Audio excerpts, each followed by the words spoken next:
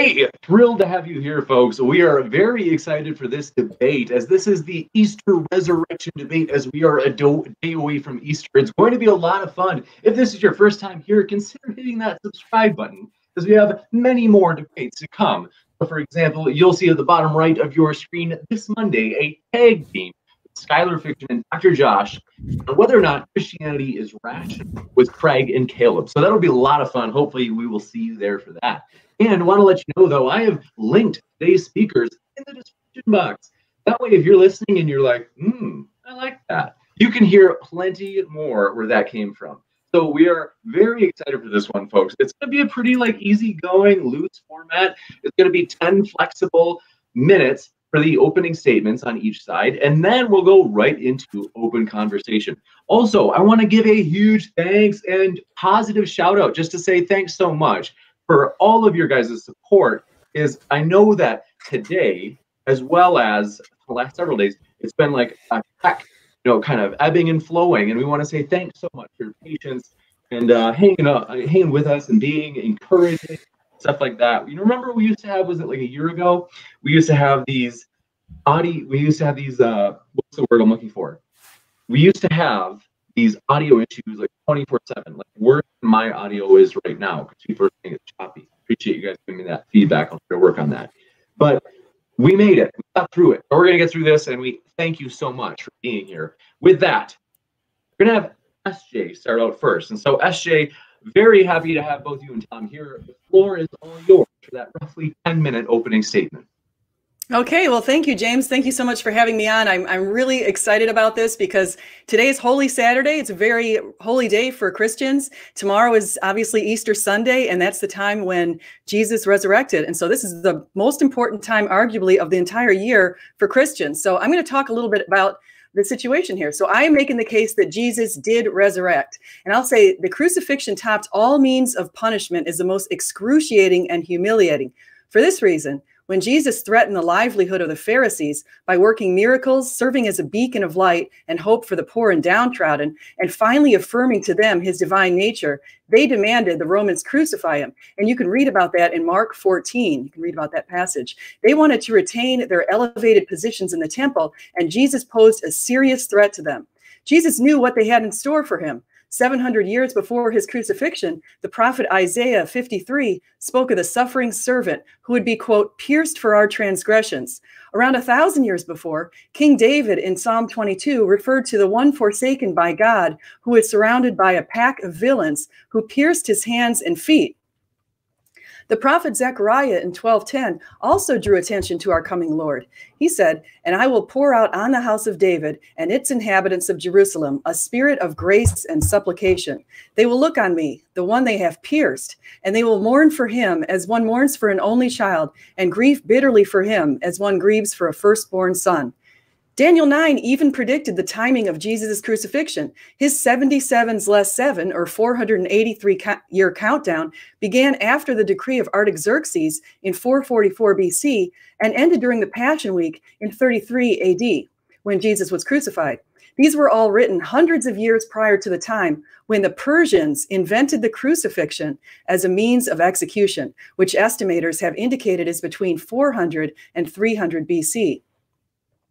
Malachi also predicted the timing of Jesus' arrival, as he noted Jesus would appear in the Second Temple in 3:1, which the Romans destroyed in the year 70. So we have a time period from this. Numerous men had claimed to be the Messiah around Jesus' time, yet all but Jesus' ministry died out. Why was claiming to be the Messiah so prevalent? It's because the prophesied time was at hand. The Jews were looking for a Messiah then. This is why King Herod, upon finding out the Messiah had been born in Bethlehem, as prophesied in Micah 5:2, ordered the murder of all of the boys under 2. He didn't want to lose any of his power to a higher power. In Sanhedrin 97A and 97B, their expectations were clarified. So here's what the Jews believed about the timing, and you guys pay very close attention to this.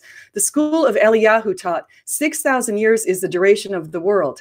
2,000 of the 6,000 years are characterized by chaos, or from Adam to Abraham.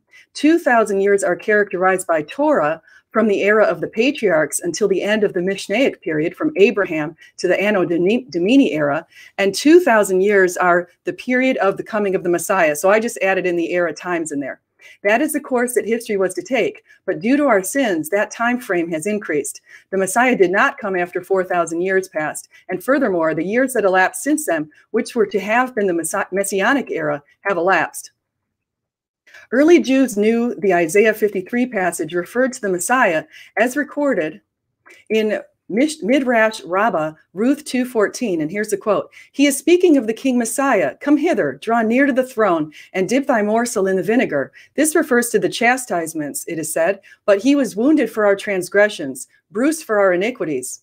They also knew the prophecies referred to two types of Jewish Messiah, as evidenced in the Sanhedrin 98a.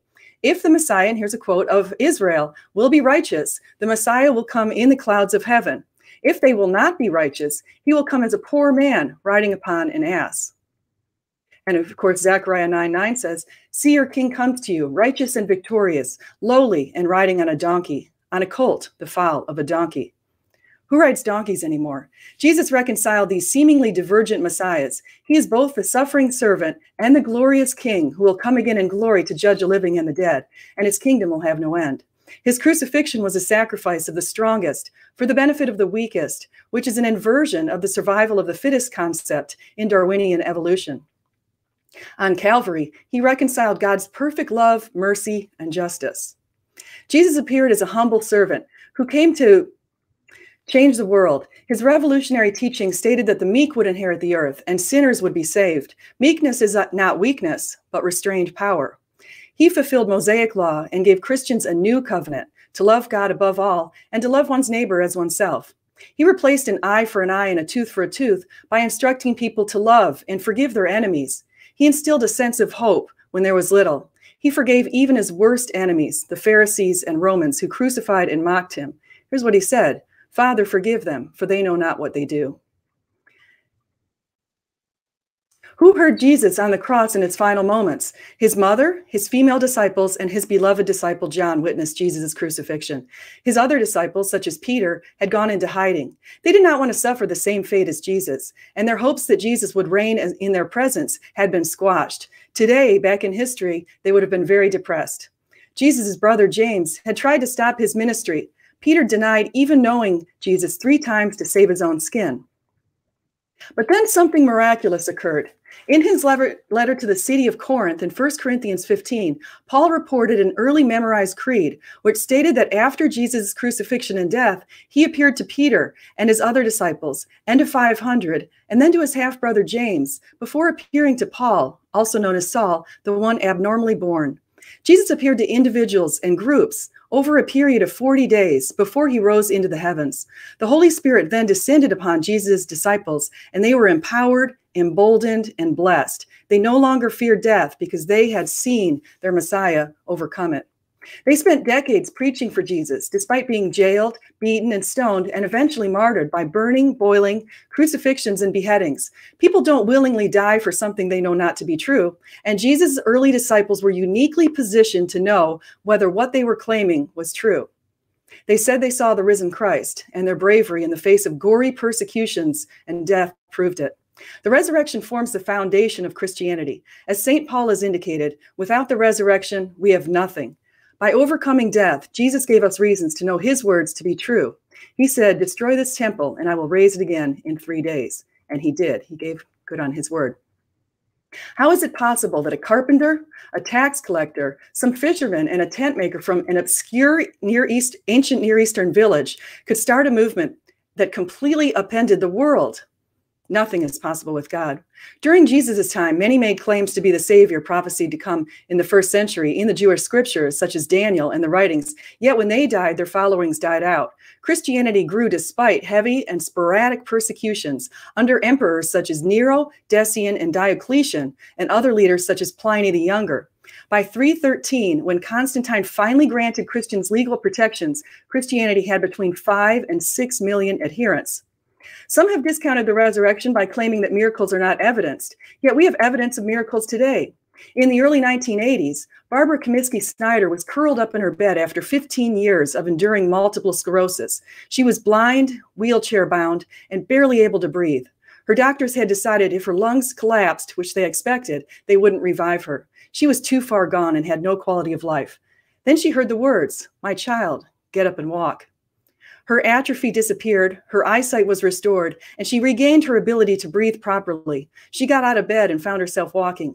Even her curled up feet had been healed. Later that day, she went into her church and walked down the aisle in front of a shocked and cheering audience. She had always been in a wheelchair.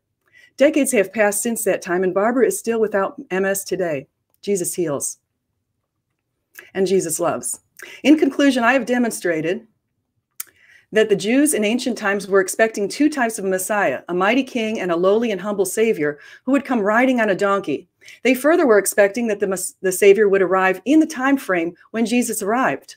Jesus fulfilled biblical passages. In fact, he fulfilled 330 Old Testament passages that said he would be pierced for our transgressions, which were written hundreds of years prior to the crucifixion. We have substantial extra biblical support for his ministry, crucifixion, and his disciples' claims that he rose from the dead, and I'm prepared to present those if needed. Jesus' disciples were uniquely positioned to know whether what they believed was true, and many went to their deaths rather than recanting the truth. Thank you so much. Thanks so much, SJ. We will now switch it over to TJump for his opening statement. And very excited for this one. Just want to let you know, in addition to this debate, as we had mentioned, Skylar Fiction, who is in the live chat at the moment, he and Dr. Josh will be coming on next Monday for that tag team debate. Tonight, by the way, just want a quick mention, because I don't want to violate your expectations. So I want to give you a heads up. The Team Skeptic Flat Earth Aussie debate is probably going to be postponed to next weekend. So we probably won't have one tonight. Sorry about that, folks. But we are going to try to sort some stuff out with that debate and hopefully have it next weekend if we can. So thanks so much. And Tom, the floor is all yours. Yeah, so the topic of the debate is, did Jesus rise from the dead? And the way we address this question is the same way we address every similar question, like, did the flying man that Doug mentions actually fly? Did Harry Potter exist? Did Muhammad split the moon in half? Did Santi Sai Baba create dust from his hand? All of those claims we addressed in the exact same way. It's with evidence. And, well, what is evidence? Evidence is what we use to differentiate between what's imaginary and what's real. So if I told you I saw a dog, that would be reasonable to believe. But if I told you I saw a unicorn, that would not be reasonable to believe. The difference between these two claims is that dogs have an implicit empirical basis. Meaning there's lots of things about dogs that we know that I just haven't mentioned in that statement, like their phylogeny, taxonomy, DNA, genetic makeup, chemical composition, their fossils, bones, how to train them, what they're allergic to. There's lots of things about dogs that we know scientifically that I just didn't mention in the statement, I saw a dog. But none of that exists for unicorns. So in the statement, I saw a unicorn, the only evidence there is that the claim that I saw it, which isn't enough. In the example of a dog, it's my testimony in addition to the empirical evidence. And so it's reasonable to believe because it has the combination of those two things. Whereas in the case of I saw a unicorn, it just has my testimony. And so it's not reasonable to believe. So the difference between these two claims is that one has an empirical basis along with the testimony, and one is just the testimony. Testimony on its own is not sufficient to justify beliefs about things existing in the world. And so anything that lacks an empirical basis isn't reasonable to believe based off testimony. That means miracles, magic, mythical creatures, the paranormal, supernatural, UFOs.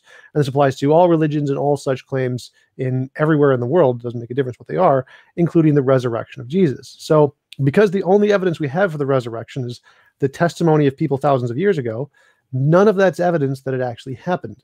That's like saying, I saw a unicorn. It would be unreasonable to believe that based off of the testimony. So in order to justify the belief that Jesus rose from the dead, you would need empirical evidence of miracles actually occurring at some point. And then you could infer that that was a miracle like these other ones that we've demonstrated. But no miracles have ever been demonstrated to have occurred.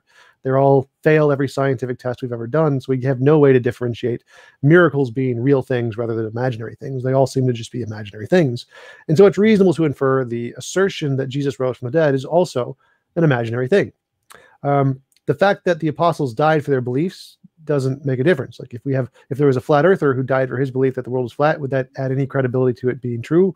No. What about 10 flat earthers? If 10 flat earthers died, would that be evidence for flat earth? No. What about 100, 1,000, 10,000, 10 million? It makes no difference. The amount of people who die for their beliefs does not add any credibility that their beliefs are true. The fact that people believe them or genuinely believe their beliefs isn't evidence that it's true. The fact that they were willing to be persecuted for their beliefs isn't evidence that they're true. I mean, you don't hear in a scientific debate someone saying, Bruno Giordano and Galileo, they were persecuted for their beliefs that the world was round. That's evidence that the world is, or that the Earth goes around the sun. And that's evidence that the Earth goes around the sun. Like, no, that's not evidence of anything. That's just their persecution isn't evidence to the truth of their beliefs. It's just evidence that they believe them. And so that's not actually evidence. The accounts are just not evidence of the resurrection. You need that empirical basis to demonstrate miracles aren't just imaginary before you could conclude that Jesus rose from the dead. Thanks. Thanks so much, Tom. We will now switch into open discussion mode. By the way, I want to let you know we'll have a Q&A at the end. So if you have a question, fire it into the old live chat. And if you tag me with an @ModernDayDebate in the live chat with your question, makes it easier for me to not miss those questions. And Super Chat is also an option. In that case, you are not only able to ask a question to one of the speakers, but you can also make a comment toward one of the speakers, to which they, of course, would get to respond to. We ask that you be your regular friendly selves for that. And Super Chats will also push your question or comment to the top of the list for the Q&A. So with that, thanks so much. The floor is all yours, Tom and Dr. S.J. Okay. Well, I want to say thanks to Tom. I'm glad I watched two of his conversations actually before this morning. I listened to the one with you, James, and I listened to one with Jonathan Sheffield, and I heard some similar arguments with respect to the unicorn and that sort of thing. So I had my mind a little time to think about those arguments. So one thing I just want to mention is we do have we have a lot of evidence. Now, one of the ways that you would go about determining whether or not something is true is including evidence, but also including the testimonies of hostile witnesses. So if I could, I don't know if it's possible for me to share a slide. Actually, I'm not sure if I can do that here. How would I share a slide in here? Is there a... There is a screen share at the bottom of your window. Screen. Oh, I see. Okay, perfect. Okay, let me just share a screen. By the way, this is a chance for me. I know that it's controversial, man. The one known as Praise I Am has actually saved the day. Our internet crashed here at my home. We have enough to use a video chat, but not enough to stream through OBS. So Praise is saving the day. You might not like him, but you have to give credit where it's due. And so I do want to say thanks so much to Praise, who I'll link in the description for his help. And Converse Contender saved us on the last stream that just ended with Ask Yourself and Sterling on veganism. So thanks so much to those guys. If you haven't met Praise, he's a twin brother of Skylar Fiction. So yeah, terrific guys. All right, thanks so much, SJ. The floor is all yours again. I exited. I can't share it, I guess. Oh, shoot. Okay, so I'm not going to, I guess I can't share the screen, so I'm just going to tell you what my screen says. So we have extra biblical hostile support from quite a few people that, for example, that Jesus was crucified is listed under Josephus, Tacitus, Lucian, and Celsus in the Talmud. And I'm mentioning the hostile support because one of the arguments that people make a lot of times is he's saying the evidence from the apostles isn't valid. He's probably going to discount anything that's in the Bible or written by the church fathers. So I'm just showing you the basic facts. And if you put these together, in this kind of similar to Gary Habermas's minimal facts argument, but we've got this basic story that even putting that together without the Gospels, without the Bible, without the testimonies of all of the apostles, we still have that he was crucified. He died on the Passover, according to the Talmud. Earthquakes accompanied his death, according to Phlegon and Thales. And also I found that in some academic literature that they have evidence of seismites. He was buried in a tomb as per Jewish customs and law to keep the ground pure. That was in Deuteronomy 21, 22 to 23. Jews even buried malefactors, according to Josephus and Tacitus. Disciples said he appeared to them alive 3 days after the crucifixion, according to the Josephus. The Christians were martyred, according to Suetonius and Tacitus. Christians who refused to recant were martyred, according to Pliny the Younger and Trajan. And his followers made an oath not to commit wicked deeds. And so included in those wicked deeds would be lying, I would imagine. And so I think they had everything that they wanted to do everything to be telling the truth. And I think that it's pretty clear that he resurrected. So that's what I would say. I'd say that the evidence that Tom would probably discount wouldn't be the evidence from the hostile witnesses, but I could be wrong. Well, I wouldn't discount any of that. So yeah, I agree Jesus existed. I agree he was crucified. I agree he was buried. I agree maybe that there were earthquakes after it. I have no problem with any of that. The only part that isn't reasonable to believe is that he rose from the dead. That's the only part that's not reasonable. So I agree Jesus existed. So none of the evidence you presented was evidence he rose from the dead. So what motivation would you say would the apostles have to make up a lie, especially because they had made an oath to tell the truth? They believed it. So they believed it. That's totally fine too. Okay. So I think we're done, James. So, but that's not evidence that actually happened. That's the point, is that it's not reasonable to believe that Jesus actually rose from the dead just because some people believed it. Like, there are people who believe the world is flat. That doesn't make it reasonable to believe the world is flat. There are people who believe that Muhammad split the moon in half and they're willing to die for their belief. That doesn't mean it's true. The fact that people believed it isn't evidence it's true. So it's not just that they believed it, though. I think you need to pay attention to exactly what they're saying they believed. They said that they saw Jesus over a period of 40 days in multiple forms and at multiple places, and multiple groups of people saw him. So it's not just one person like Muhammad making a claim or something like that. It's not even just a belief. It's something that they're saying is part of their very existence. And for 40 years, actually even more in some cases, but they just preached regardless of the fact that they were persecuted, crucified. So I think we have a pretty strong case. And I think Charles Colson said something that makes a lot of sense right here when he was talking about this. He basically said that he was comparing the resurrection with the Watergate, and he says, I know the resurrection is a fact, and Watergate proved it to me. How? Because 12 men testified that they had seen Jesus raised from the dead. Then they proclaimed that truth for 40 years, never once denying it. Everyone was beaten, tortured, stoned, and put in prison. They would not have endured it if it weren't true. Watergate embroiled 12 of the most powerful men in the world, and they couldn't keep alive for 3 weeks? You're telling me 12 apostles could keep alive for 40 years? Okay, but none of that's actually evidence. So the fact that they believed it and kept believing it isn't evidence it's true. I mean, the flat earthers believe the world is flat.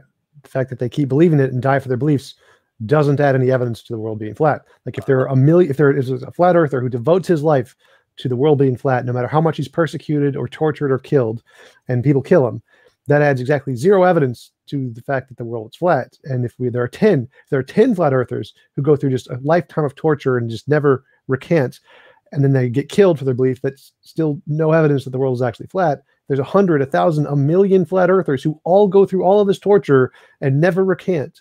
That's still zero evidence that the world is flat. So the fact that they believed it isn't evidence. And the fact that they saw Jesus after his death also isn't evidence, because that happens all the time. We know that bereavement delusions happen to like 15% of the population. That's 15% of 7 billion. Yes, there are billions of people who see their loved ones after they die as just a part of how the brain works. There's nothing about anything you said that's actually evidence for a resurrection.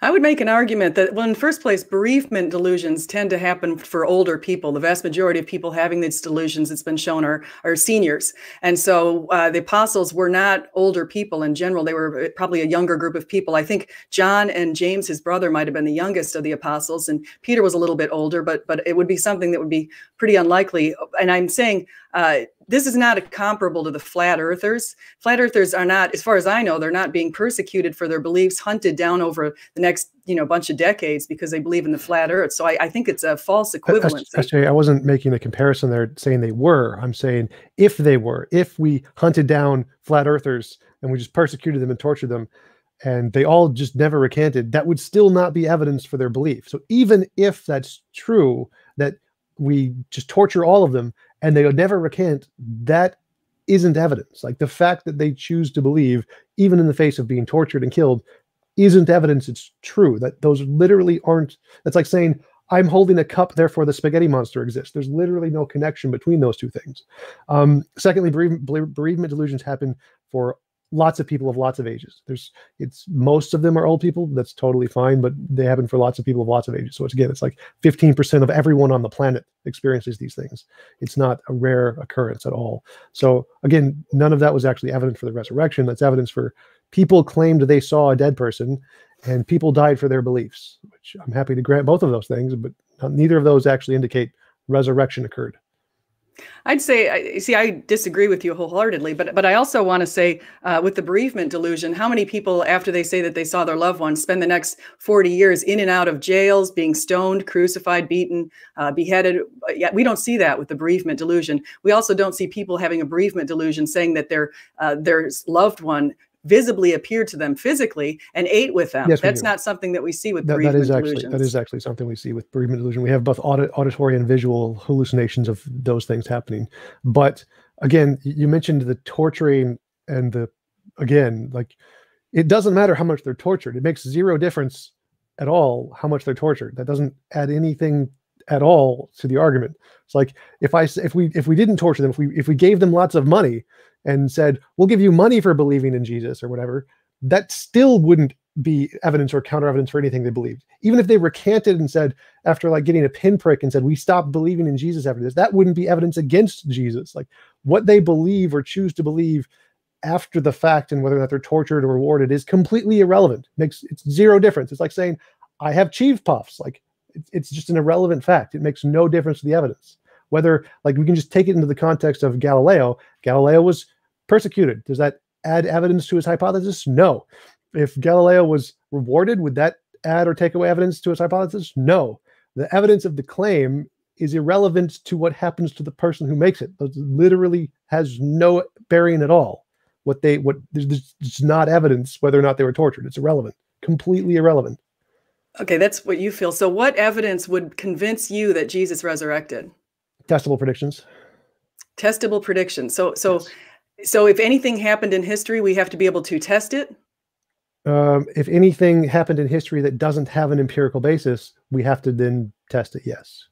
So miracles, magic, mythical creatures, the paranormal, supernatural, UFOs, any of those things in history would have to be demonstrated to actually exist in the world and not be imaginary before it was reasonable to infer they happened in the past. Okay, so right now, what did you make of the Barbara Comiskey Snyder story that I told you? Because that story would be testable. You can actually go to her doctor's writings. You can talk to her. She's still alive right now. The healing, like, people get healed all the time for different things. It's usually medical, but you'd have to make a testable prediction, not just say, I can explain this event we don't understand as it being a miracle. That isn't evidence of a miracle. You'd have to actually say, if miracles are true, I predict that if we do some set of events, we'll get this result. You can't just say, I can explain all these things that we know happened in the past with a miracle. That's just post hoc rationalization. So a testable prediction is to say, if my hypothesis is true, here is something I'm going to predict is going to happen that we don't know yet, and then confirm that thing. Just looking back at the past and saying, I can explain all of these things and call it a miracle isn't evidence. Like, I can call it magic, or I can call it unknown natural explanations. Like, just labeling the unknown explanation or making up an explanation isn't evidence. For the evidence, you need to go to the future and say, if my explanation is true, therefore I can test this and get a result. So if we could show that miracles occur today, would that be evidence to you that there could have been miracles that occurred in the past? Yes. Okay, so here's a couple of quotes. So there's a Pew study called Spirit and Power. It's a 10-country survey of Pentecostals. 200 million claim to have witnessed miraculous healings. Then there's also this other one called from Edmund Tang, Yellers and Healers, Pentecostalism and the Study of Grassroots Christianity in China. And his quote is, all Christian churches in China practice some form of healing.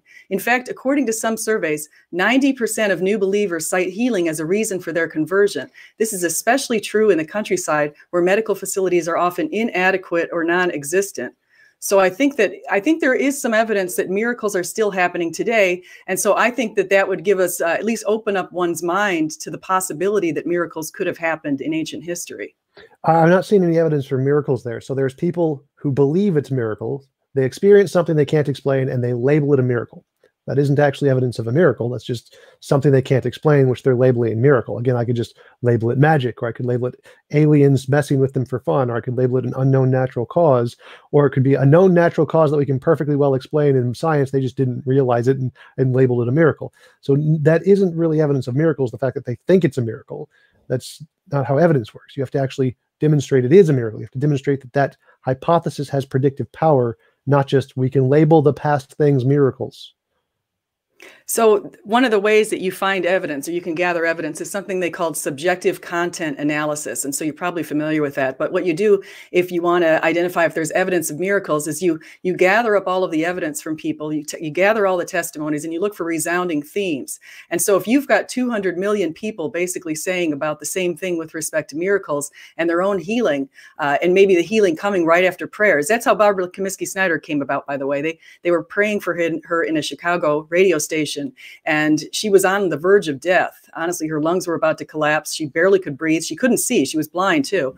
All of that disappeared with the words, "My child, get up and walk." I think it's a powerful case for God. I've got a newspaper thing I'd show you if I could show my screen from Rockford, Illinois, where they actually printed this whole thing back in the early 80s. So it's a pretty good testimony, and she's still around today. So I think that if we have evidence of something like that occurs right after a prayer, I think you got a pretty good case for Jesus still working in us today.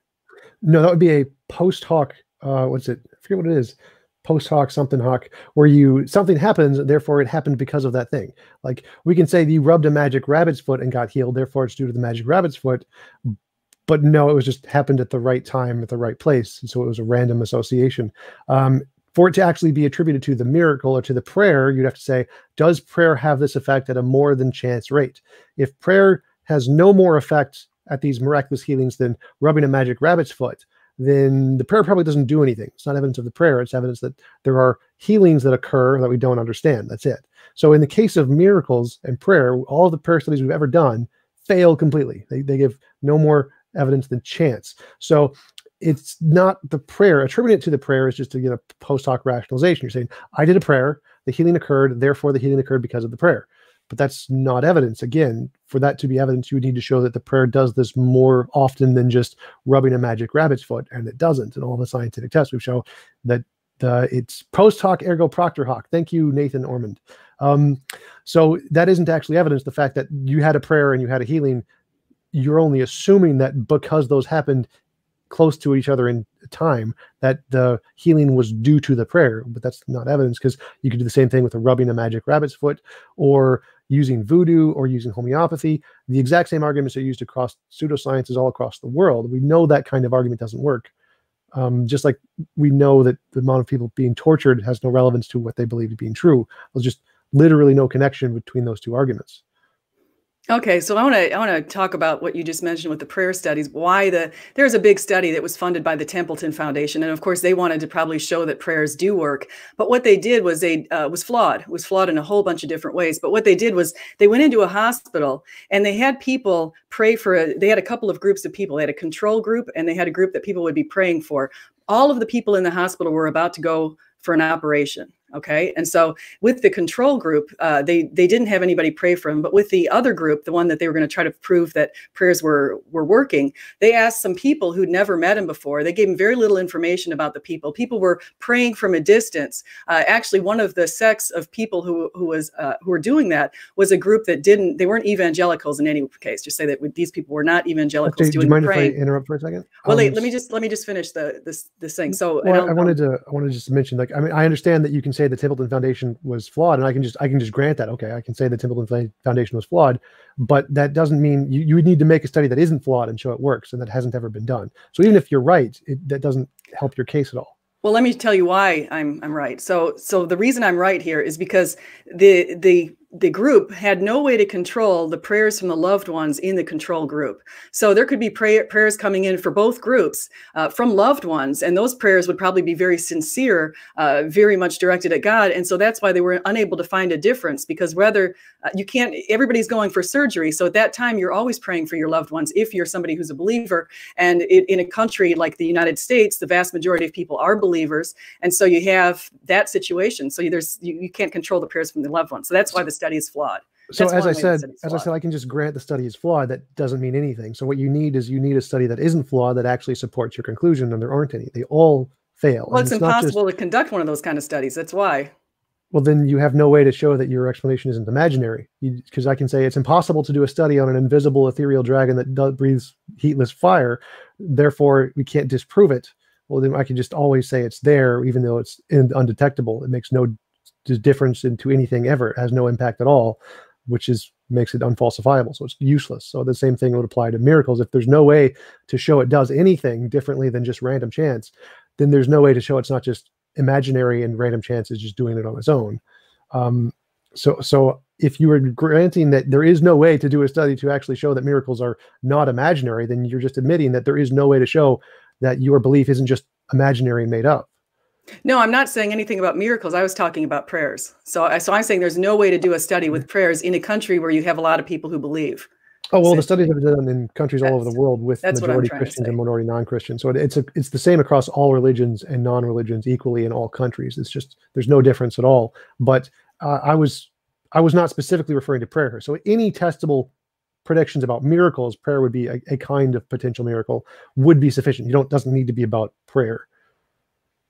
So, and just to go back to Barbara Comiskey-Snyder, in case you didn't hear this part, she heard the words, "My child, get up and walk," and was suddenly able to walk. I think that in alone itself is evidence, again, that Jesus is still working in this world pretty hard. I'd also say that you didn't address the fact that how did Christianity go from this little obscure sect in the middle of the ancient Near East with a carpenter, led by a carpenter and a bunch of fishermen? How did some group like that suddenly become so powerful without the influence of God to have between 5 and 6 million followers in the first 300 years to 280 years at a time when basically people were persecuting these people? There's no material reason for them to believe. They didn't get wealth, they didn't get fame, they didn't get money, power, they didn't get anything like that. So how did it get so big?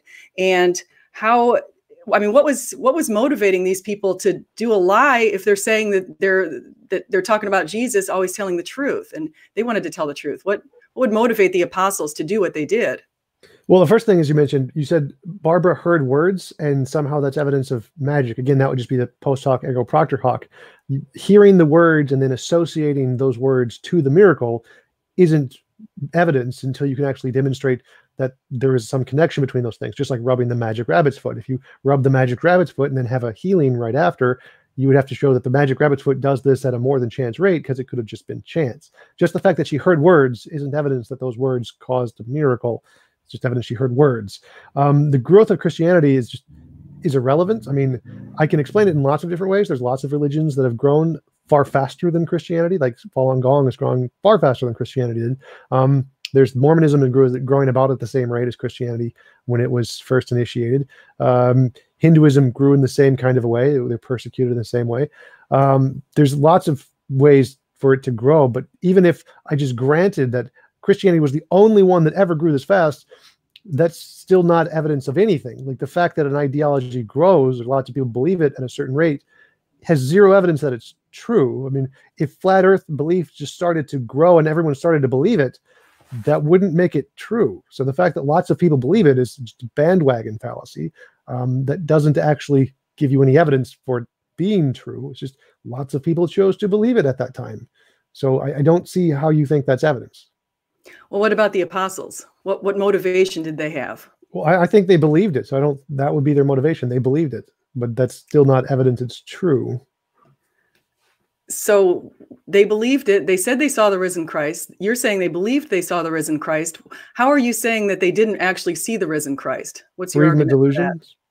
Very common. You think they all had these shared delusions. So all of these people, they said 500, up to 500 saw the risen Christ, but you think that they were all just delusional? Well, the 500 is questionable because it's not actually 500. It's one guy claiming that 500 saw it, which there's no testimony from the 500. We just have testimony of the guy who wrote and said 500 people saw it. And that's the same thing of people writing to say 1 million people saw UFOs in Roswell. It's like, unless you can actually back that up with the testimony from the 500, it's just an assertion. But even if I grant that, we grant the 500 people all saw it, yeah, that's still better explained by a bereavement delusion, a shared bereavement delusion, than a miracle, because we actually have evidence bereavement delusions happen. We have no evidence miracles happen. So if you want to explain an event, it's better to explain it with things we already know happen and can explain it than to assert a new thing that has no basis in reality can do it. Because I could say a magic leprechaun causes delusion, or in all of them at the same time, or aliens just created a giant projection screen of Jesus for kicks and giggles, but those aren't good explanations because we have no basis for those things, just like a miracle isn't a good explanation. A better explanation is we have natural things that we know can do that, like bereavement delusions. And so that would be a better explanation than asserting new things we have no evidence for to explain an event. So to put your argument together with his bereavement delusion, here's what you're saying. So and let me see if I get this correct. So you're saying that so you've got Peter, who denied Jesus 3 times and went into hiding. He wasn't there when Jesus was crucified. You've got Paul, who was originally persecuting Christians and making sure that they were all jailed and put in prison. And in some cases, he was actually standing at the feet of people who were being killed, like St. Stephen's. And you have James, Jesus' half-brother, who tried to stop his ministry. So there's 3 people right there who are among many who said that they saw the risen Christ. And so then you say, then you see what happened to them. After some point, they all said they saw the risen Christ, and they started preaching for him for decades. Suddenly, Peter, who denied him and done some pretty embarrassing things in the Gospels, is going around in the book of Acts, healing people. He's doing all sorts of things, and he's able to get a group of people to follow him because he's committing miracles in Jesus' name. You've got James, the half-brother, who tried to stop his ministry. Jesus appeared to him too, and now he's writing books in there, and he ended up being killed. He worked in Jerusalem at one of the temples, and he was killed, martyred for his work, and that was evidenced by Josephus. And then you've got Paul. I'm sorry, no, I already mentioned Paul. James, Peter, yeah, Paul, basically, I mentioned him already. So we've got these 3 people who all changed their minds, came around after Jesus was crucified. So if this was just a delusion, what motivation would they have to say, no, it's not a delusion? We basically saw the risen Christ, and they were beaten, stoned, jailed. I mean, Paul could have had a pretty easy life if he didn't, if he just, towed the line. He wouldn't have been martyred. Well, again, so whether or not he had an easy life or a hard life is just irrelevant. It has nothing to do with any of the evidence. It makes no difference one way or the other, just like saying, I'm holding a cup, therefore God. It's just completely irrelevant. It makes no difference at all. If it was a delusion, delusions you don't think are delusions because then it wouldn't be a delusion. You think they're real. That's what makes them a delusion. So they saw a delusion. Like it's very common for people who persecute a demographic and then feel guilt for it to have bereavement delusions of the people they killed or the ideology behind the people they killed and have conversions to those. So Paul converting to Christianity after he tortured and killed lots of Christians isn't really surprising. And he had a bereavement delusion of Jesus and then started to follow Jesus because of his guilt. Absolutely none of that is special in any way. And saying that they got lots of followers is pretty not surprising at all. There's a Russian guy right now, it starts with a V, I forgot his name, who claims to be Jesus, and he has thousands of followers. Like, and there's people on Instagram who post cats videos who have thousands of followers. This is not a surprising fact that people follow people they admire who are charismatic and interesting. So none of that is spectacular. None of that is evidence of miracles. The growth rate isn't evidence of miracles. The fact that people believe it isn't evidence of miracles. The fact that they saw people after, they claimed to have seen people after they died isn't evidence of miracles. All of those are explained really easily with natural things. Like there's no evidence there at all. I mean, the flat earth actually has more evidence because at least they can claim to see the world looking flat from a distance. That's at least something that could qualify as evidence, but the resurrection doesn't have any. It's just an assertion, and that's it. Okay, so I want to say a couple of things to what you said. One is you pointed out to some examples in modern times of people who are following certain people. But as Gamaliel pointed out in Acts 5, when a lot of these people came up, like Theudas, and he mentioned Judas the Galilean, so when a lot of these people come to power and they have people following them and then they die, eventually the cult dies out. And so Jesus is kept going on. So actually that gives us evidence that it's true. Wait, let me just finish. The other religions that you mentioned before don't have somebody saying that he resurrected from the dead. We don't, it's the Jesus is situation and circumstance is not comparable to all of those other religions you mentioned. And the other thing is Paul certainly didn't have a bereavement delusion. Paul wasn't bereaving Jesus. In fact, he was busy persecuting Jesus. So you can't explain Paul with your bereavement delusion. And the last thing I want to say is delusions, you don't have mass delusions. That's like saying you could share a dream. It's absolutely impossible to share a delusion. All right. So the first thing is, again, Esther, you keep bringing up things that have no evidence at all. They're just random, unassociated facts. I can say there's a tree outside and claim that's evidence of a God. Clearly, that isn't evidence of anything. It's just a random, useless fact.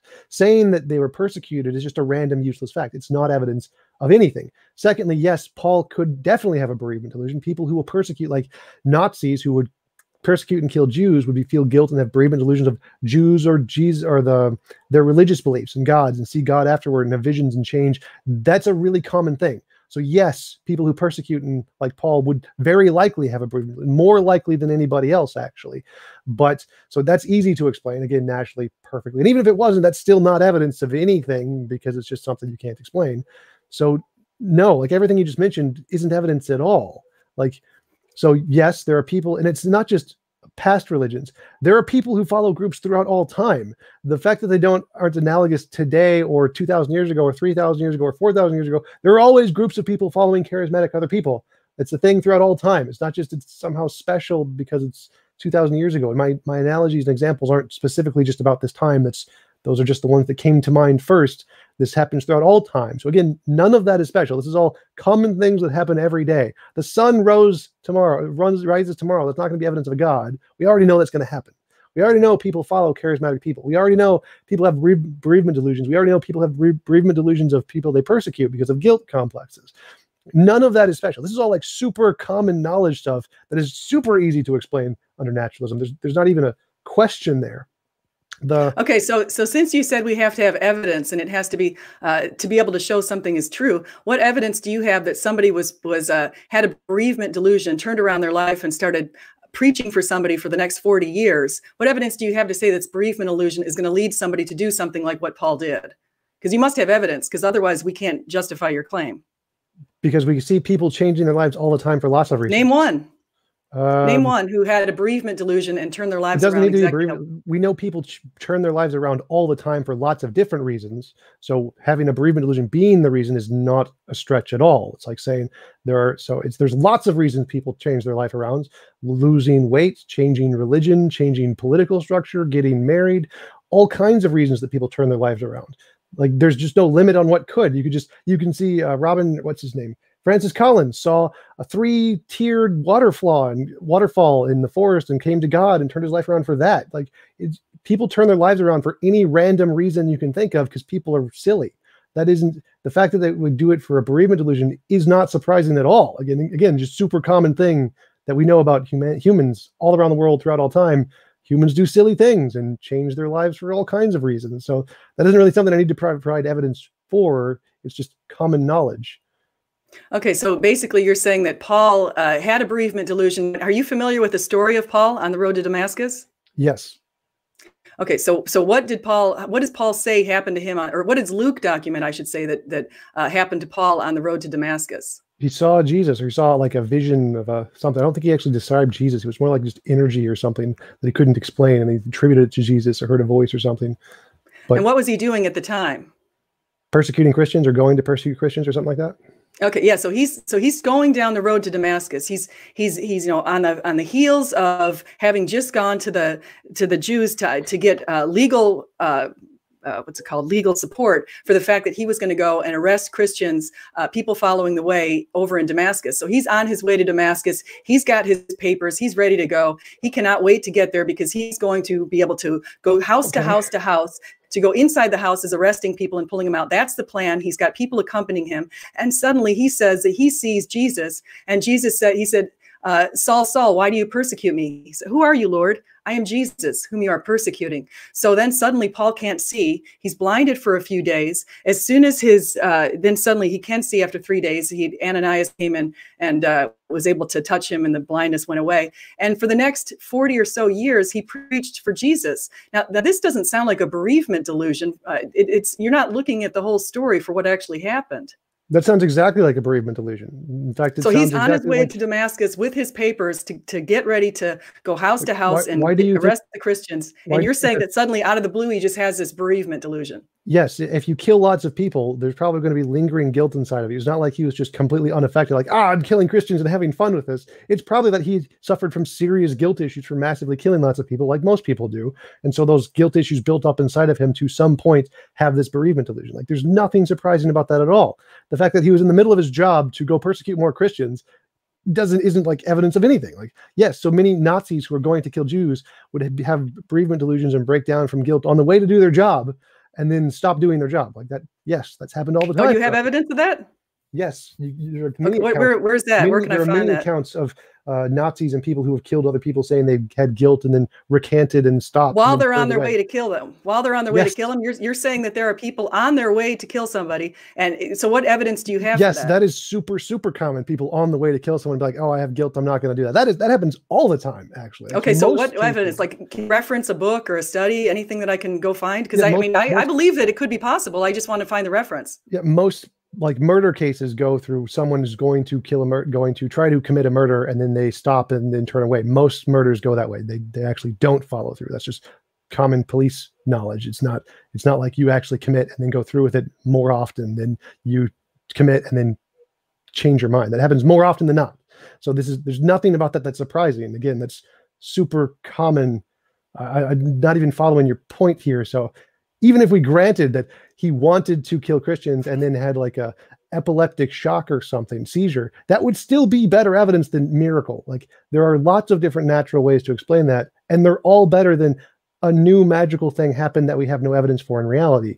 So even if you don't want to accept the bereavement illusion, there's still about a million other natural ways to explain that, none of which involve magic. So what's another way to explain it? If Epilepsy, shock, human do we have evidence Paul had epilepsy? We don't. We have evidence that humans have epilepsy. So it's possible he had epilepsy because humans have epilepsy. Like if I said I saw a dog, that's reasonable to believe because we have lots of evidence of dogs. So saying Paul had epilepsy is reasonable to believe because we have evidence of people with epilepsy. It is not reasonable to believe Paul saw magic because we have no evidence of magic. That's like the I saw a unicorn. So Paul had epilepsy. No matter how improbable it is, it's always going to be better than magic because we have no evidence of magic. It's like I saw a dog is always more reasonable than I saw a unicorn. There's no case in which saying I saw a dog is less reasonable than unicorn. So we do have, when I go back to Barbara Comiskey Snyder, we actually have evidence of people who were in the church who saw her walking, who had seen her in a wheelchair, and who knew about the radio station praying for her. So using your same argument, I'd say we have evidence today of a miracle. Therefore, a miracle could have happened in the past. Which part of that was evidence of a miracle? Again, that's a post hoc ergo proctor hoc fallacy. So I can just grant she walked. I don't know anything about her story, so I don't know one way or the other. But let's just say she did walk in the church. Like, and suddenly wasn't blind, and suddenly didn't have crumpled up feet, and suddenly her atrophy. Yeah, I can just grant all of that. That's still not evidence of a miracle because here's an event that happened. What does it take to be a miracle for you? Testable predictions. What does it take? Testable predictions. Testable predictions. So again, saying here's an event that happened and I can explain that as a miracle isn't evidence. Like we can explain it as magic or aliens or unknown natural causes. We can say an event happened and explain it in infinitely many ways. None of that is evidence. For it to be evidence, you need to say, if my hypothesis is true, we're going to make a prediction about what happens in the future and then get that right. Just saying miraculous thing happened, we're going to label it miracle, isn't evidence. That's like, again, the magic rabbit's foot. Rubbing a magic rabbit's foot and then having this happen isn't evidence it's caused by the rabbit's foot. Just because some event happened and there was prayers beforehand does not mean the event was caused by the prayers. That's a post hoc ergo proctor hoc fallacy. Give you a chance to respond in a second, SJ. I just wanted to mention we will go, before going to the Q&A, we will have 5-minute closings, but that's in just a little bit. Want to give you a heads up that we'll probably go for maybe about another 5 or 10 minutes and then go into those closing statements followed by Q&A. So thanks so much. Back to you, SJ and Tom. Thank you. I just want to say I really appreciate Tom's politeness. I've never been in a debate with him. Actually, I have. We talked about something once. We had more people in it, though. Abortion. But yeah, we did abortion. I forgot about that. But I really have to commend you for that. I think it's a wonderful thing. It's very easy to talk to you, even though we don't have an agreement here. I have to say that it's very easy to talk to you, and so I'll debate with you or talk to you anytime. So I'm enjoying this, and I like your chair too. We all have to get a chair like that because that chair is like rocking, man. So, but I just want to say, I would say that we have pretty good evidence of miracles today. And I'd say we have evidence of miracles in the past. And I'd say just by looking at the example of Jesus and what he did to societies and Western societies is also evidence that led even somebody like Tom Holland, who wrote the book Dominion, from his agnosticism to Christianity. He just identified some of the things that Christians have done through the years and the value that they give to individuals. And he said, wow, it's pretty amazing that obviously this man who came is pretty special. So that's my argument. Yeah. So we're doing the conclusions now, right? Is that what that was the conclusion, or was that your conclusion, SJ, or were you just giving a rebuttal to Tom's last statement? Oh, yeah, I can do a conclusion. Okay. Trying to remember, I think we had SJ start, so we'll have SJ start the conclusions as well, and then we'll flip it over to Tom for his roughly 5-minute closing. Then we will go into the Q&A. Okay, so again, I want to say thank you to Tom. Thank you to all of you. In my conclusion, I want to say the way that you mentioned Francis Collins, and I want to say one of the things that he did under that waterfall was he reflected on C.S. Lewis's trilemma. And C.S. Lewis's trilemma is what led me to Christianity. One of the ways that I was led to Christianity, it was a bunch of things that kept happening right around the same time. But I got the book from a pastor's recommendation, a chance meeting on an airplane. And I read this passage. And as soon as I read it, it was almost as if God had filled me with just the spirit of yes, this is the truth. And here's what it is. A man who is merely a man and said the sort of things Jesus said would not be a great moral teacher. He would either be a lunatic on a level with a man who says he is a poached egg, or else he would be the devil of hell. You must make your choice. Either this man was and is the Son of God, or else a madman or something worse. You can shut him up for a fool. You can spit at him and kill him as a demon, or you can fall at his feet and call him Lord and God. But let us not come with any patronizing nonsense about him being a great human teacher. He has not let that open to us. He did not intend to. So that basically is one of the ways that I thought supported this thing. And another thing is, the last thing I'm going to say is, we do have all of the theories that the people have created to try to refute the resurrection are not with merit. Some have said that he faked his death, but we have no ancient evidence for that. It fails to explain the change in the apostles. Some say he had a twin. We have no ancient evidence of that. That also fails to explain the change in the apostles. Some say he was buried in a mass grave. We have no ancient evidence either. 1 Corinthians 15 is an early creed within a few years of Jesus' resurrection that refutes it, but also so does what Josephus and Tacitus said, and also in Deuteronomy 21. That shows that Jewish people buried people even if they were criminals. Disciples stole the body. We have no body, and that fails to explain the change in the apostles. Mass hallucination, like dreams, those are internal and they can't be shared. Plus, Jesus appeared to them in many modes where they couldn't see, hear, where they could see, hear, touch, and be in his presence. The apostles conspired, some might say, but people don't risk their lives for decades for a lie. They were uniquely positioned to know the truth. And then the last one is someone would say miracles are impossible, but yet we do have evidence for miracles today, as I pointed out. Thank you. Thanks so much. We will kick it over to Tom for his 5-minute closing and go into the Q&A after. Thanks so much, Tom and SJ. Yeah, so as I mentioned in the beginning, if I told you I saw a dog, that's reasonable to believe. If I told you I saw a unicorn, that's not reasonable to believe. The difference is that dogs have an implicit empirical basis. And so unicorns don't. So there's no reason to believe unicorns exist just because I said so. The same thing applies to the resurrection. There's no evidence of miracles at all. Not today, not in the past, ever, at any time. They've never been shown to be anything more than imaginary. They're just people saying, here's something I can't explain, and I'm going to label it as a miracle. Post hoc ergo propter hoc fallacy. Every single time we try to test any type of miracles in a scientific setting to show they actually are real, it fails 100% of the time, just like homeopathy and dowsing and all the other pseudosciences. There's just no basis for that. So to believe that, like, just pick the worst possible natural explanation of the account of the gospel. Say Jesus had 10 twin brothers, octuplet or whatever, and there was a mass delusion of epic proportions that every 10,000 people all had a mass delusion or just imagined it to be the case. That explanation is still better than miracles. I mean, miracles is that bad. It has no basis at all. So anything we can just cobble together of random natural possibilities of delusion or epilepsy, they all had epilepsy at the exact same time. That is still a better explanation than miracles, because miracles has no evidential basis at all. So the miracle explanation of Jesus' resurrection is just terrible. The flat earth literally has more evidence than that. Than the resurrection of Jesus, because at least we can see things on flat earth. At least they present things we can see. They have a basis of some kind. The resurrection of Jesus has no evidence whatsoever. All we have is a bunch of assertions that stuff happened that has no basis in reality, like saying I saw a unicorn. We will now go into the Q&A. So thanks so much, folks, for all of your questions. Really excited to read through these, and want to let you know just a couple of quick things. As I mentioned, both the speakers are linked in the description, and you can check out their channels as well. John Lloyd, thanks for your super chat, who said, thank you for your time, TJump and SJ. You got some street cred, guys. John Lloyd, thanks for your super chat, who also said, and thank you, James. Appreciate that, John Lloyd. Then Apollo Jedi, thanks for your super chat, who said, thanks for never giving up. Despite your internet provider failing, you found a way for us to hear today's debates. Hit like. Thanks so much, Apollo Jedi. That means a lot, because when we have tech issues, it's like, believe me, nobody feels worse about it than I do. It's honestly, so I appreciate that, that support. That is positivity. Holy Skepticism, thanks for your super chat, who said, thanks for all of your hard work to James and the debaters and persevering.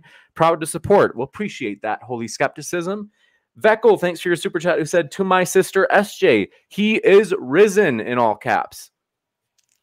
Amen. Gotcha. Michael Dresden, thanks for your super chat, who said, hope Tom, you got a critic, Tommy. Michael Dresden, regular neighborhood troll, says, hope Tom doesn't lose 2 in a row after last night.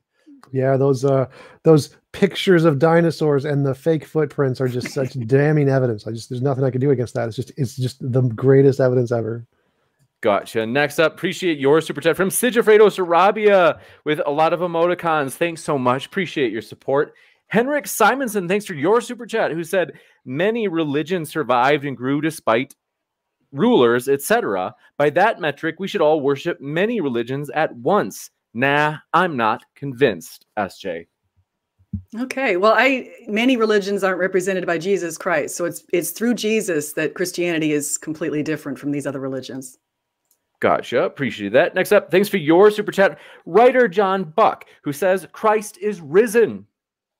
Dwayne Burke, thanks for your super chat, who said, Carol Baskin is TJump's ma'am. Or mom. I am confused. I'm trying to remember who Carol Baskin is. I thought I saw her recently. I don't know who Carol Baskin is.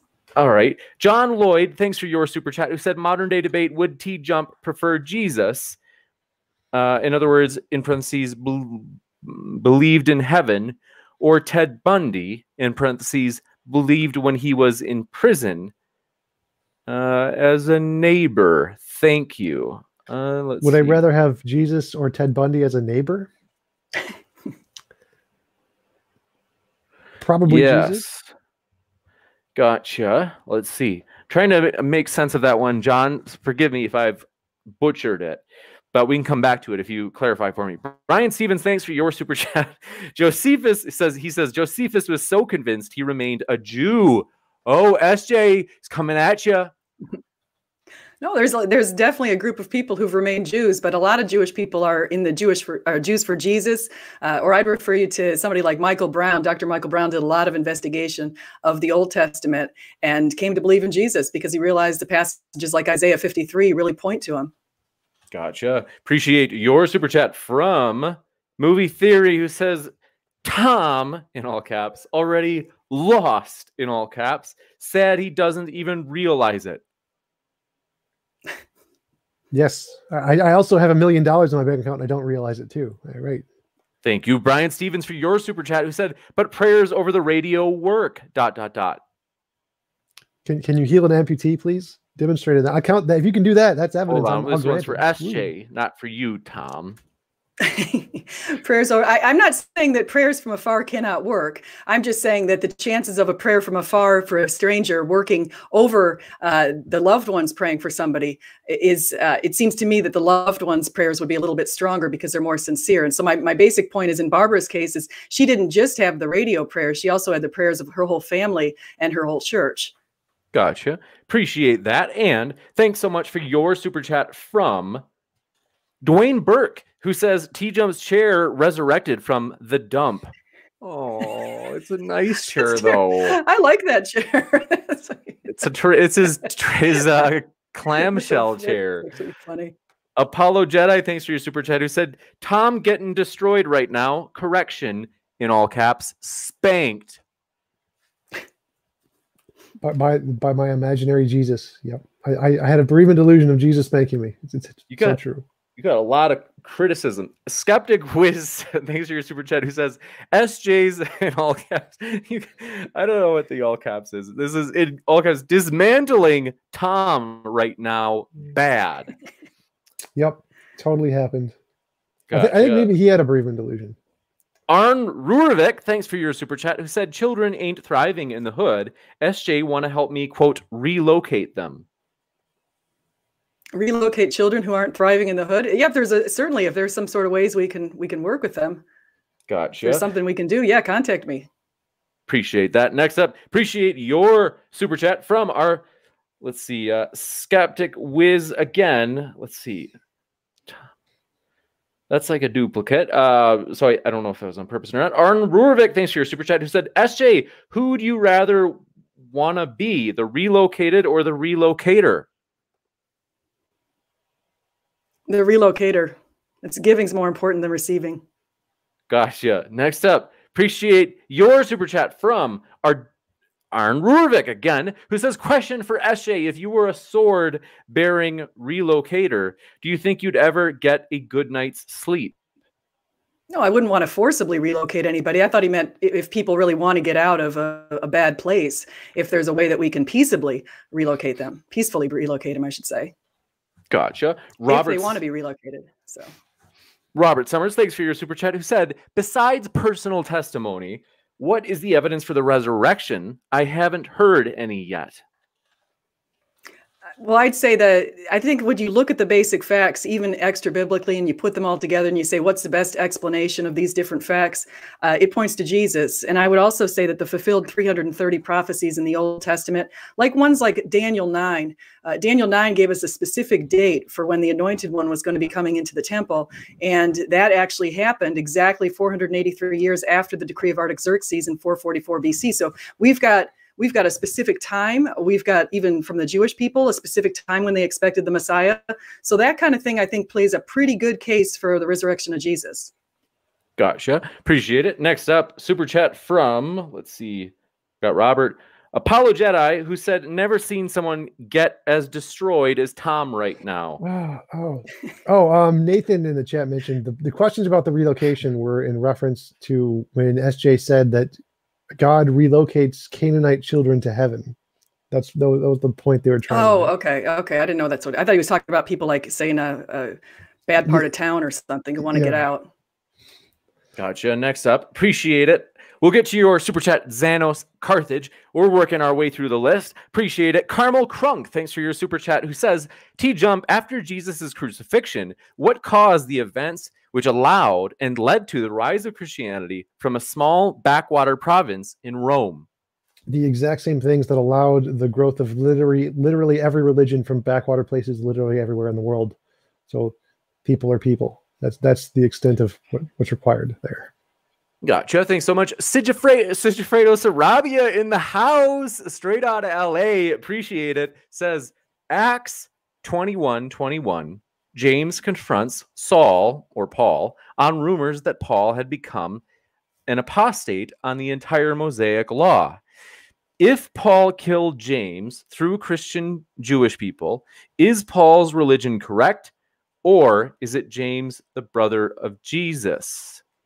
I think they mean, like, is it his religion instead?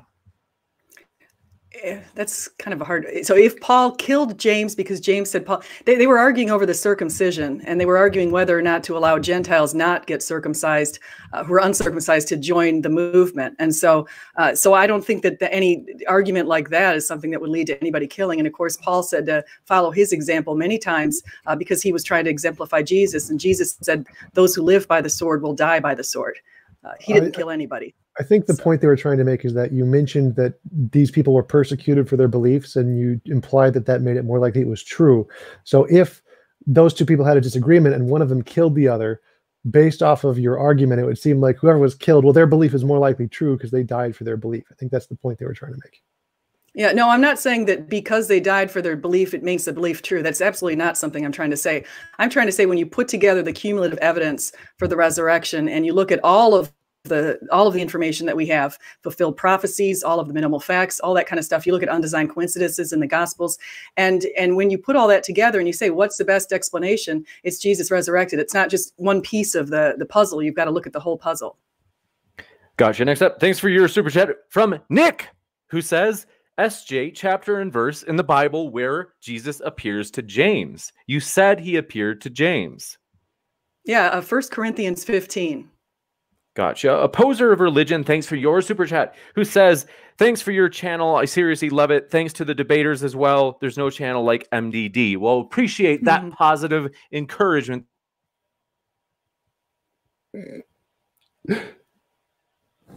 Nope, sound is still off. Yeah. Your kind words. Appreciate that. And let me just check here if I've got the Yeti plugged in or if it's working. It's working. Perfect. But yes, thanks so much, Opposer of religion. We appreciate that encouragement, especially on a hard day. Movie Theory, thanks for your super chat, who said, Tom making stuff up. He can't cite any sources, LOL. If you want, you can respond. You don't have to. The Bible. There you go. Source. Done. Gotcha. Next up, appreciate I think he was referring, I think, to the idea that people have this bereavement stuff, and he was talking about the Nazis having it. And so I didn't know if he had a source for that. Not on the top of my head. I can get you one, but they're pretty common. Again, 15% of the population, everyone has them. Pretty common. I think it came up, I think it was when the question was like, do people have guilt on their way to kill somebody? But whatever. Same thing. Yeah, again, it's pretty common. Movie Theory, thanks for your super chat again, who says, Tom's cringe script is painful to listen to. Good. I'll just read the rest of their stuff. They said Tom lost 2 in a row in all caps. Neff last night and now LOL. This guy's a troll. I'm sorry. It's just so like the trolling's so obvious. I don't know if it's gonna work. But go ahead if you want to respond, Tom. If you're angry, you can respond. It's all right. James can pay me for my disservices. Next up, Charles Bradley, thanks for your super chat, who says, SJ, where are the amputee healing miracles? Well, I haven't seen any amputee healing miracles, but I'd say somebody with a collapsed lung and legs that are all curled up, and the fact that she's blind is a pretty distinctive miracle. Gotcha. Thanks so much. Appreciate your super chat from, let's see, Beta Whore Energy. She says, SJ, if you don't believe in group hallucinations, how do you explain people seeing Mary on a rooftop?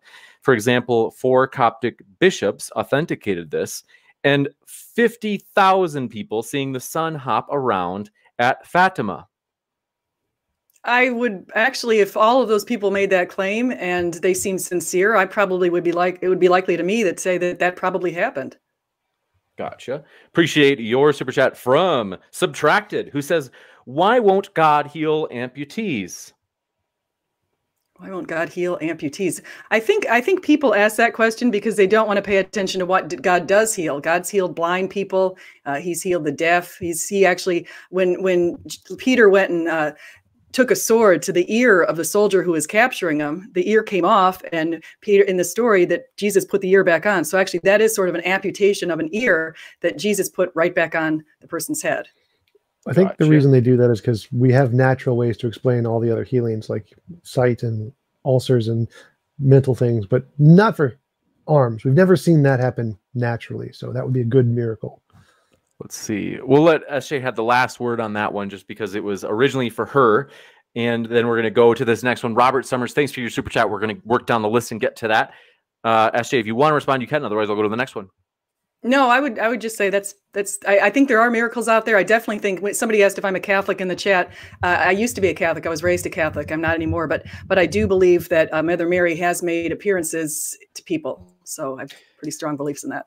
Gotcha. Arn Rurvik, thanks for your super chat, who says, SJ, why did all the miracles stop when the camera phone was invented? Look it up.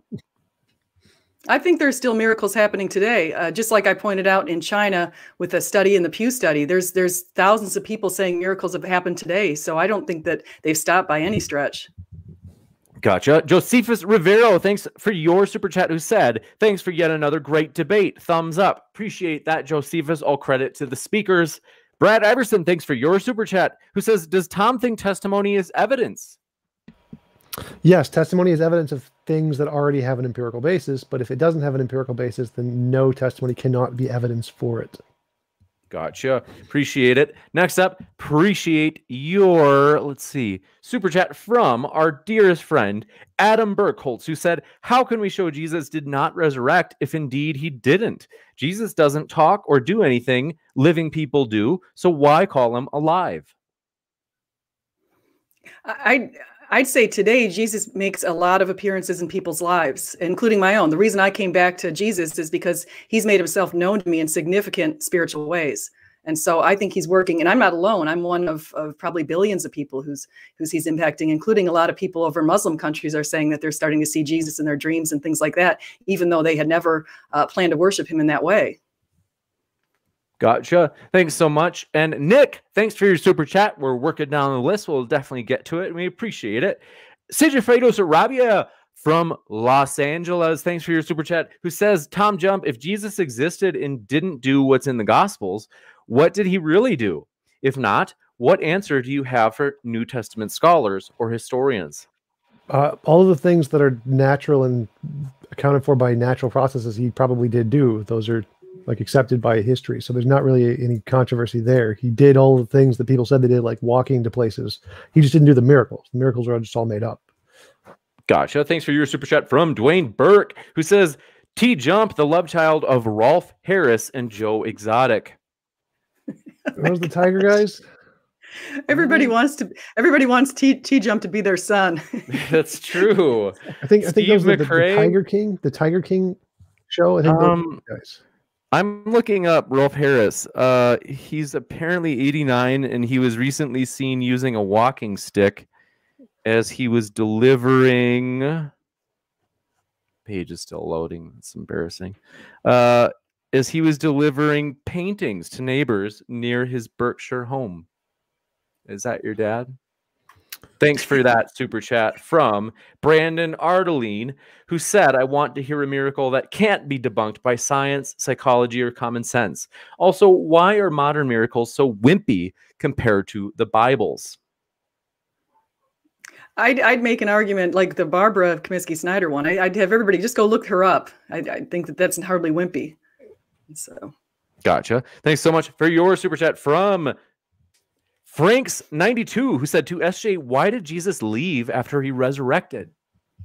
Yeah, so Jesus resurrected and he left 40 days later. He appeared to people over a period of 40 days. And then during the Pentecost, he was raised into heaven. And the reason he says he was doing that at that point is because the Holy Spirit would come back and fill everybody up with courage, love, power, all that kind of stuff. And so then that was the reason. So the Holy Spirit is sort of working through everyone who calls on him.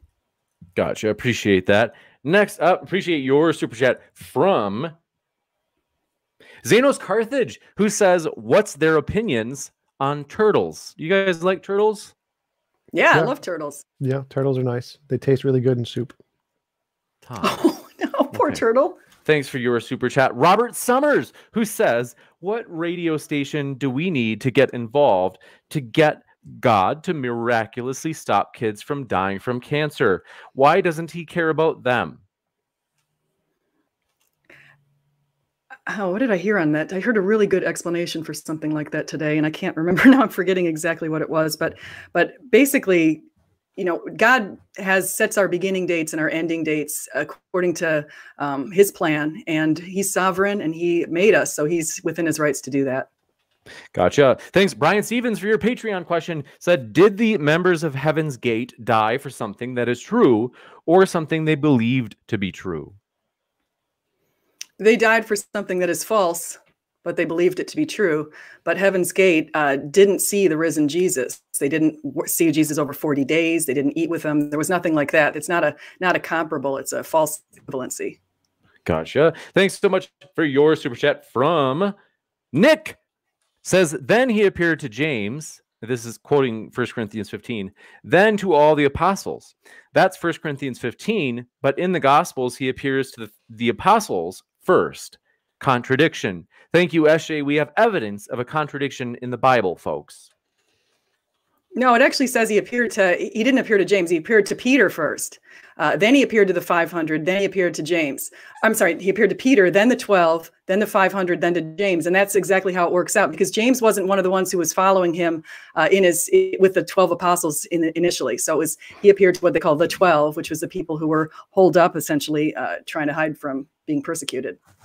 Gotcha. Robert Blair, thanks for your final super chat. They said, SJ, God said you need this. In love, Papa Legba. What's that? I don't know. That's interesting. Appreciate that. So do appreciate it, folks. I had one more from Brian Stevens, and then we can wrap up. It's been a fun time, folks. I've got to kind of hammer away at some stats research stuff that I'm behind on, embarrassingly. Let's see. Appreciate your kind words, Adam Burkholtz. And Adam Abilia, thanks for your Patreon comment, said, TJump, if you ever need a kidney, I'm here. Just keep up the good work. Thanks, man. I really appreciate it. My kidneys are good. I do need a new car, though. Gotcha. Adam, I'm so sorry. I think I mispronounced. Did it again. Adam Albilia. Appreciate your question, comment. And then, let's see. Martianista, thanks for your kind words, who said, thank you for a civil, entertaining debate, and thank you to your debaters, Dr. S.J. Thomason and TJump. Thanks. Yeah, thank you. Totally appreciate your positive words, peeps. Really nice. And then, where is that? There it is. Brian Stevens says, does SJ also believe the claims from Islam regarding miracles? They have lots of witnesses too. No, I don't believe those claims. Gotcha. And I think the only one that he's referring to, the only miracle that I've heard of, and I could be completely mistaken because I'm not that familiar with Islam, but I think the one with Muhammad roping the moon, I don't think that was evidenced by a whole bunch of people. I mean, I don't know. Muhammad cut the moon in half, but I think he was meaning modern Muslims. Modern Muslims experience miracles at the same rate as Christians do, or something like that. I think that's the claim he's making. Not about. Okay, that's what he's saying. I don't think that I think God works miracles for all peoples. So I don't see any reason to think that Muslims wouldn't experience miracles. God loves them too. Thanks so much, folks. I appreciate this every time. It's always seriously a blast to be here. You guys are just goofy in the chat. Appreciate getting to hang out with you there as well. And so do want to remind you one last time, I put both Tom's and Dr. SJ's links in the description. Last super chat just flew in from Dean Meadows. Thanks for that. Said, Tom, what would convince you a miracle took place? Testable prediction. So if you say, I believe miracles happen, and if a miracle happens, like for example, if I pray to a God, if I say, if miracles are true, and I pray to a God and a gold brick will appear, and then I pray to a God and a gold brick appears, that would convince me a miracle happens. So it's just any kind of testable predictions where you take the hypothesis miracles happen, predict that they will occur in the future, and then we observe them occurring in the future in that way that you predicted, that would be evidence.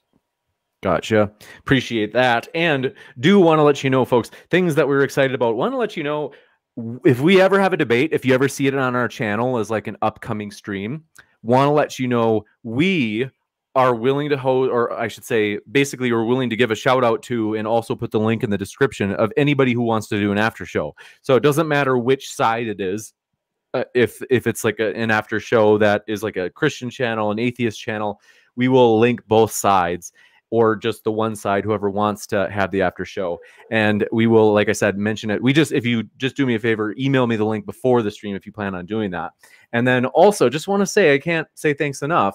It's always a true pleasure here. We have postponed the Team Skeptic versus Flat Earth Aussie debate. That's probably maybe going to be next Saturday, depending on how things pan out. So that will not be tonight. However, very excited that we will also not be having a debate tomorrow, but we will be back Monday, and we are going to be having that tag team debate I mentioned at the bottom right of your screen. And we've got a lot of other really fun ones coming up, folks. I'm honestly pumped. It's just been a blast. So thanks so much, folks. Keep sifting out the reasonable from the unreasonable. And last, again, thanks to our speakers, and also thanks to Praise for running OBS, or running OBS for us today. As you've probably all heard, that my internet has crashed earlier today. At least it just kind of intermittently crashes, so we can't really do streams on it. So Praise, if you're there, we are ready to go off air. Are you there, Praise? Do you want to say hi? Thank you very much. Very nice, very charming. Okay, but yes, you guys want to hear really quick? It's my Praise impression, but it's been totally debunked. Gosh.